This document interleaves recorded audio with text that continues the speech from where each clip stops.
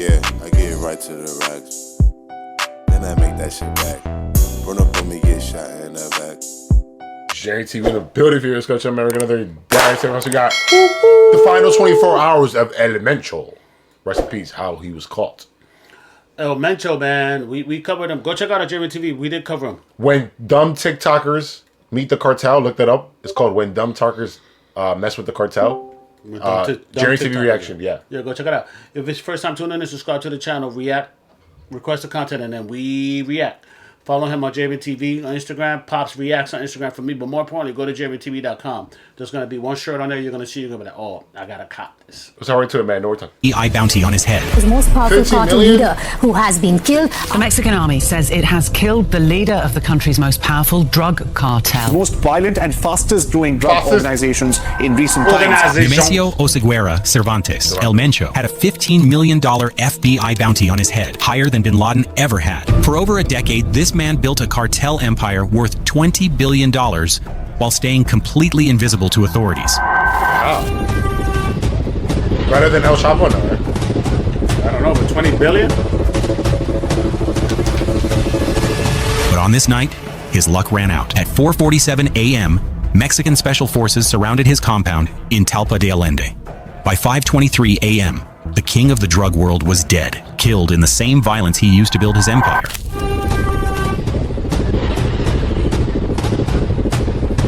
I'm wondering why now? Why are they doing this now and why they couldn't do it earlier, right? I always think about that. Like, why are they waiting for this moment to do it? Because I heard that he allegedly, not faked his death, but they said that he died multiple times before and he actually didn't die. Yeah, I mean, this guy's extremely powerful.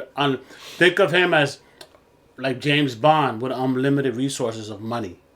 So he could change his look, fake his death, move discreetly, move under the radar. Mm-hmm. We got exclusive access to intelligence reports that show exactly what El Mencho was doing in his final 24 hours. At 2 p.m. the day before, he was counting $50 million in cash. By 6 p.m., he knew they were coming for him. And at 3:30 a.m., he made the decision that got him killed. This is the minute-by-minute breakdown of how the FBI's most wanted man spent his last day on Earth, and why his death triggered the biggest cartel war in Mexican history. He knew he was going to die, though. He didn't want to go to El jail. Mencho wasn't just another drug dealer. This man controlled the Jalisco New Generation Cartel, the most violent and powerful criminal organization in the Western Hemisphere. The FBI had him at the top of their most wanted list with a $15 million. Think, America could come in and if they really wanted to and just sweep the cartels out and get them out of here? I think that's gonna happen next, right after, because we went to Venezuela, we snatched Maduro out. Now we just started with Iran, and we bombed them. They killed the Ayatollah, and I think Trump is gonna start sending people into Mexico. I think it's gonna happen. So the answer to your question, bounty, yes, higher than any cartel leader in history. But here's what really went down. His death didn't just end one man's reign of terror. It triggered the biggest cartel war Mexico has seen in decades. To understand how the most wanted man in Mexico got cornered and killed in his own territory, we got to go back to where it all started. Because El Mencho's story isn't just about drugs and violence. It's about how a poor kid from Michoacan became the most feared man in North America. Let's rewind to July 17th, 1966, in the small mountain town of Naranjo de Chila, Michoacan. Back then, Nemesio Oseguera Cervantes was just another kid growing up in one of Mexico's poorest regions. Wow. His father, Jesus Oseguera, worked as a farmer, barely making $2 a day picking avocados and corn.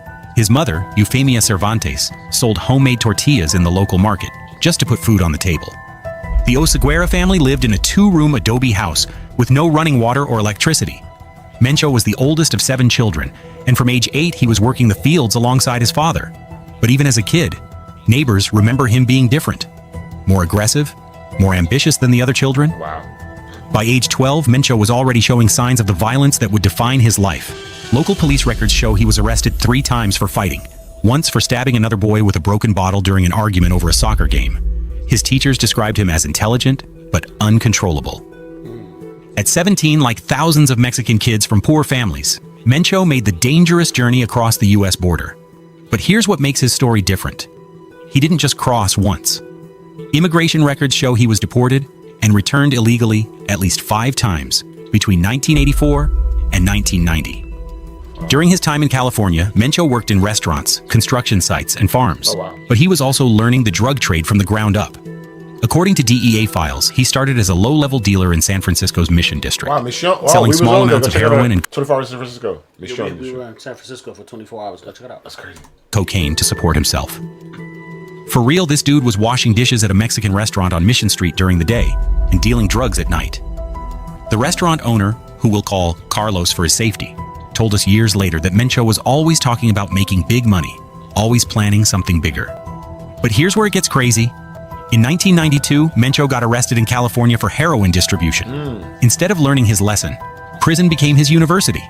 San Quentin State Prison was where he met the connections that would change his life forever. Wow. In prison, Mencho connected with members of the Mexican Mafia and other cartel associates who were serving time in California.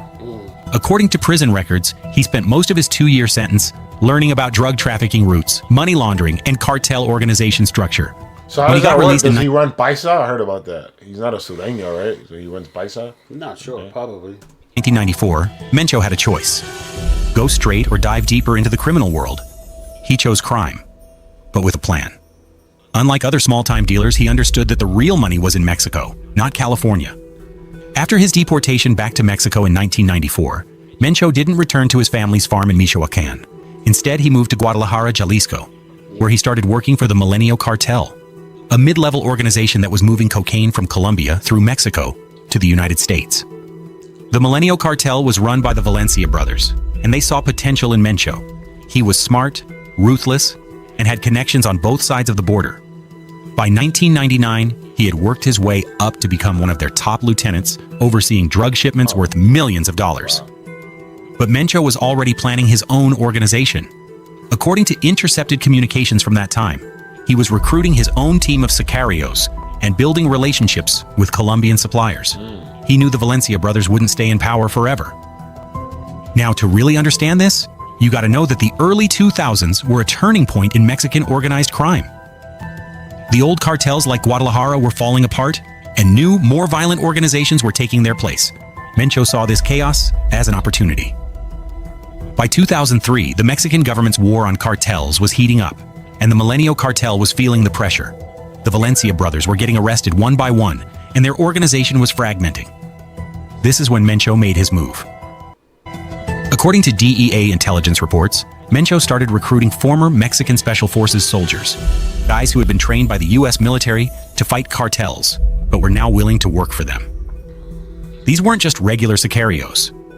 These were elite soldiers with military training. But that's not even the crazy part. While other cartels were fighting each other over territory, Mencho was building something completely different. In 2010, he officially founded the Jalisco New Generation Cartel, and from day one, his strategy was revolutionary. Be more violent, more organized, and more business-minded than everyone else.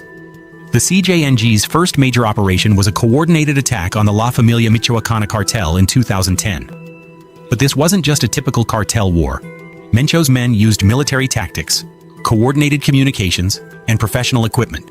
They wiped out entire La Familia cells in a matter of weeks. Here's where it gets real. In May 2015, his cartel did something that shocked the world.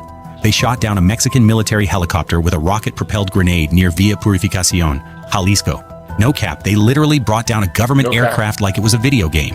The helicopter attack wasn't random, it was a calculated message to the Mexican government. According to military intelligence, Mencho personally ordered the attack after the military killed several of his top lieutenants in a raid. The message was clear: we can reach you anywhere. But the helicopter incident was just the beginning. Over the next 2 years, the CJNG... it's so corrupt out there that the cartel members have like enough intelligence and they know exactly what's going on with the military. It's almost like enough power too. Yeah, it's crazy. Like how connections. That's like in America if like the U.S. Army had like competition with like some mercenary group. Right. That'd be crazy. Like what? Like the U.S. Army probably wiped them out. Yeah, carried out over 200 attacks on government forces, including ambushes on military convoys, assassinations of police commanders, and bombings of government buildings. According to former DEA agent Mike Vigil, El Mencho revolutionized cartel warfare. He turned his organization into a paramilitary force that could challenge the Mexican government directly. And he was right. By 2016, the CJNG had over 5,000 armed members and was operating like a private army. That's a lot of people. Things escalated even further when Mencho started targeting government officials personally. In September 2015, he released a video threatening to kill any police officer who interfered with his operations. In the video, he's surrounded by dozens of masked gunmen, all carrying military-grade weapons. The video message was simple but terrifying.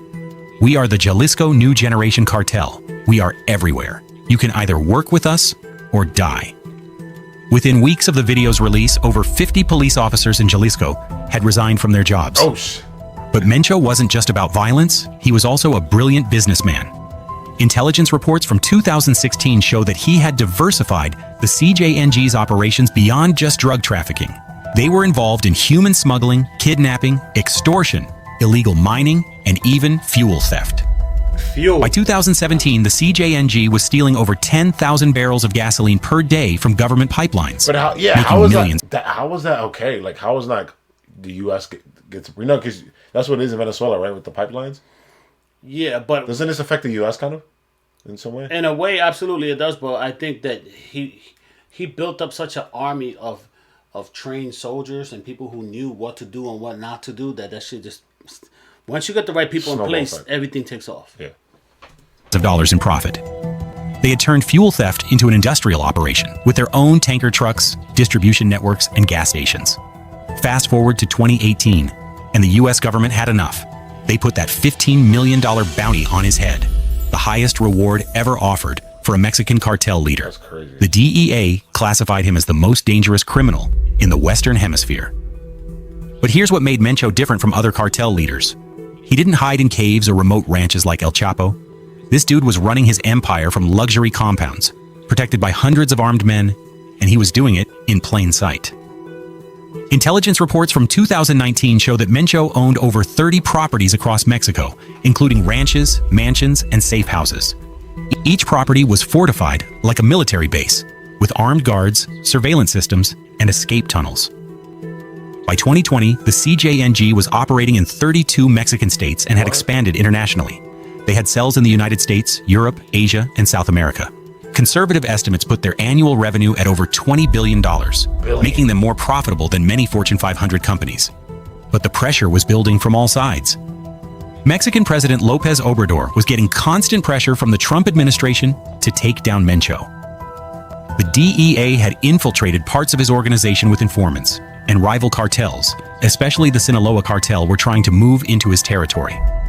The final straw came in 2021, when the CJNG was linked to the murder of 3 American citizens in Michoacán. Oh no. The U.S. government threatened to designate the cartel as a terrorist organization, which would have given them legal authority to conduct military operations on Mexican soil. On January 15th, 2023, at exactly 2 p.m., El Mencho was at his primary compound in the mountains outside Guadalajara, a fortified ranch called El Paraíso that had cost him over $10 million to build. The compound was like something out of a movie. 50 acres surrounded by 15-foot walls, guard towers, and enough firepower to fight off a small army. According to our sources inside the organization, Mencho was in an exceptionally good mood that day.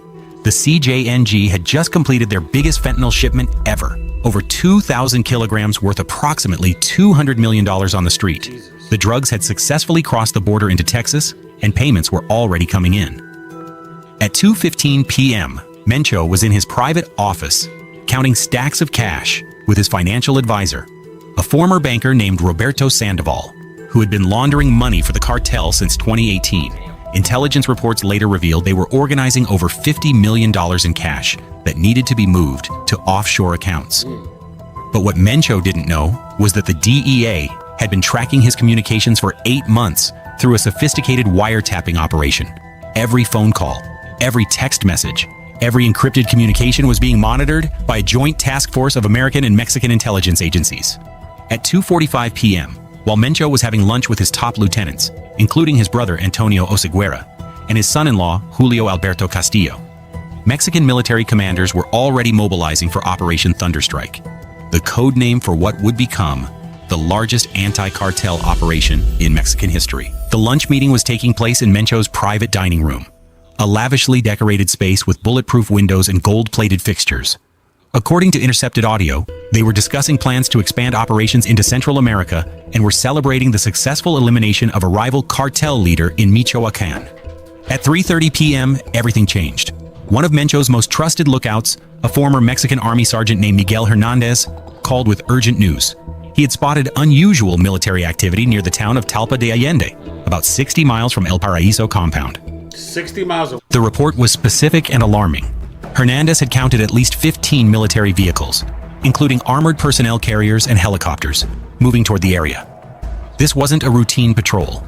This was a full-scale military deployment. According to intercepted communications, Mencho's immediate reaction was anger, not fear. He had been paying millions of dollars in bribes to military commanders and government officials specifically to avoid this kind of situation. Someone had betrayed him, and he wanted to know who. At 4 p.m., Mencho called an emergency meeting with his security chief, a former Mexican Special Forces colonel named Armando Quintero. Quintero had been responsible. Like, how all of these people like government officials, bro? This is wild. Money, money, money! That money. That is like nuts, bro. For Mencho's personal security for over 5 years and had never failed to keep him safe. The security assessment was grim. Quintero's intelligence network was reporting military movements in 3 different directions around their location. Government forces were clearly planning a coordinated assault, and they had enough manpower to overwhelm even Mencho's heavily armed compound. At 4:30 p.m., Mencho faced the most important decision of his life. To the bounce. His security team was recommending immediate evacuation to one of his mountain safe houses, remote locations that would be almost impossible for government forces to reach. But Mencho made a different choice. Instead of running, he decided to make his stand at a secondary compound in Talpa de Allende.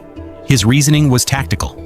The Talpa compound was smaller, but more heavily fortified, and he believed his sicarios could hold off any government assault long enough for him to negotiate or escape. This decision would cost him his life, but at the time, it seemed logical. All right, get to the point. The Talpa compound had been designed specifically for this kind of situation. Underground tunnels, multiple escape routes, and enough weapons and ammunition to sustain a weeks-long siege. At 5:15 p.m., Mencho's convoy left El Paraíso for the last time. The convoy consisted of 12 armored vehicles carrying over 80 heavily armed sicarios. Each vehicle was equipped with military-grade communications equipment and weapons that included .50 caliber machine guns and rocket-propelled grenades. The 60-mile journey to Talpa de Allende normally took about 90 minutes, but Mencho's convoy was taking back roads and avoiding main highways. They were also stopping frequently to check for military roadblocks and aerial surveillance. At 6:45 p.m., residents in Talpa de Allende started reporting the arrival of heavily armed men in the area. Local sources told us that Mencho's sicarios were setting up defensive positions around the compound and ordering civilians to stay indoors. By 7 p.m., the compound was transformed into a military fortress. Mencho's men had positioned snipers on rooftops, set up machine gun nests at strategic locations, and prepared improvised explosive devices along the access roads. At 7:30 p.m., Mencho received his final intelligence update. Government forces had surrounded the area with over 500 soldiers, including elite special forces units. Military helicopters were circling overhead, and armored vehicles were positioned at every possible escape route. But Mencho still believed he could win. According to intercepted communications, he told his men, "We fought the government before and won. Tonight will be no different. We fight until the end." At 8 p.m., Mencho made his final phone call to his wife, Rosalinda Gonzalez Valencia, who was hiding in a safe house in Guadalajara. The conversation lasted less than 2 minutes, but intelligence agencies recorded every word. In the call, Mencho told his wife, "If something happens to me tonight, you know what to do.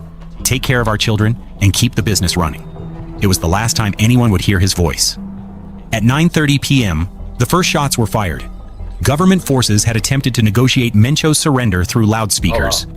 But his response was a rocket-propelled grenade that destroyed a military vehicle and killed 2 soldiers. The firefight that followed was unlike anything Mexican authorities had ever experienced. Mencho's sicarios were using military tactics and weapons that rivaled those of the government forces. The battle could be heard for miles, with explosions and gunfire echoing through the mountains. According to military reports, the initial assault lasted over 3 hours. Government forces were using helicopter gunships, armored vehicles, and elite special forces units, but Mencho's men were holding their ground. At 11:45 p.m., government forces called for reinforcements. The resistance was stronger than expected, and they needed additional firepower to break through the compound's defenses. Midnight came and went, and Mencho was still holding out. But at 12:30 a.m. on January 16th, but where's the footage, though? I feel like there's no footage of this. His communications went dark. Government forces had successfully jammed all radio frequencies and cut off cell phone towers in the area. At 1:15 a.m., the compound's main generator was destroyed by a government missile strike, CJNG Baikal's Alsostrainis, plunging the area into darkness. This was the beginning of the end for Mencho. Without communications or electricity, his defensive positions were compromised. At 2 a.m., 8 minutes and 37 seconds. Government forces used overwhelming firepower, including helicopter gunships and armored vehicles. When the shooting stopped, Nemesio Oseguera Cervantes, El Mencho, was dead. At 5:23 a.m., military medics officially pronounced El Mencho dead at the scene.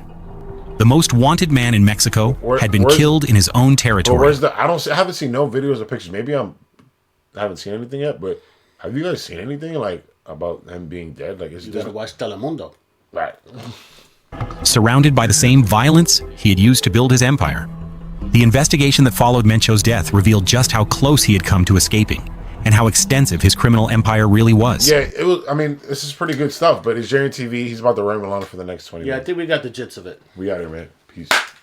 And I know how it gets, so I gotta stay low, now move my knot. I don't trust no nigga, I don't trust no man, ain't no friends, everybody get shot. You never know how nigga gon' throw, I'm hitting the flow with a couple of shots. You better move, you better